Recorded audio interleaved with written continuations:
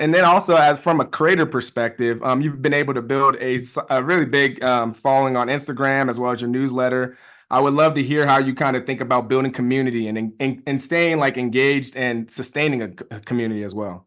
Yeah, it's tough. I think with Instagram, I do think largely I got really lucky. I mean, my account existed before Bookstagram really was a Yeah. thing. It was already there, and then more people started talking about books on Instagram, and it got big. Posting every day used to be like the The surefire thing, yeah. thing. Yeah, and that's definitely how it got as big as it did. I posted every day. Um, at this point, like my growth on Instagram is non-existent. Actually lost a ton of followers right after my daughter was born. I think because I stopped posting every day. Yeah. Um, but I still, like you said, I like to think about it in terms of community and engagement. And so I've tried to kind of fine tune like, okay, why am I on Instagram and how can I use it? And it Yeah. really is about that connection. Like I do love some of the story features. Like I love that question box. I like want to be in that question box every week. I like when people ask me about like what do you think about this book? I love weighing in. I like when people ask me like here's where I'm struggling in my reading life. I like giving book recommendations on Instagram and stories, but it's pretty time consuming, so I don't do it as much as I would if I had the time. I love that like immediate kind of back and forth. It's super fun.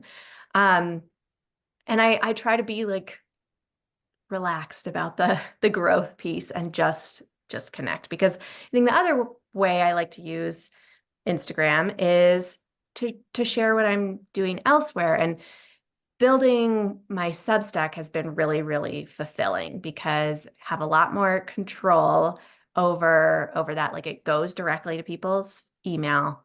Yeah. You can choose to open it or not, but at least I know it's getting there, which is Yeah. different than an Instagram post.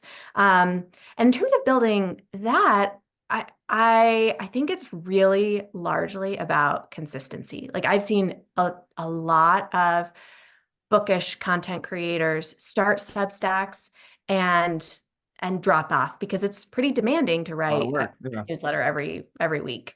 And I think people need that consistency to keep reading, especially as people are reading more and more newsletters and they have to make decisions about their time and what they're going to invest their time in. Substack also has like great features to help promote content.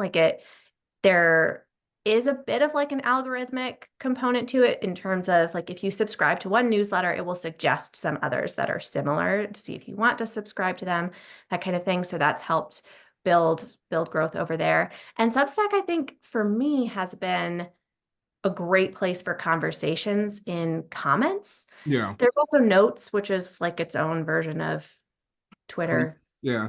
Yeah. Yeah. Um, which is fun. But I used to have a lot more conversations in Instagram comments, and I feel like those have, if not fallen off, at least like they're just much quippier. They're back and forth, and people will write like paragraphs of comments on Substack posts, and it's so fun. Like they're I weighing know. in Yeah. with It's their own refreshing. writing. Yeah, it's so cool. And then like I get to comment back. So I really, really love that space for building community too.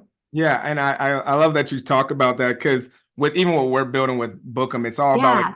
allowing creators to have their algorithm back, have their community back. Like the idea of like I want my posts to be seen by all my people, all the people that have followed me and enjoyed and appreciate me. And so if you enjoyed that clip, make sure you head over to www.bookupapp.com to download our app so you can connect with your favorite bookish content creators, start conversations, and start your own book club.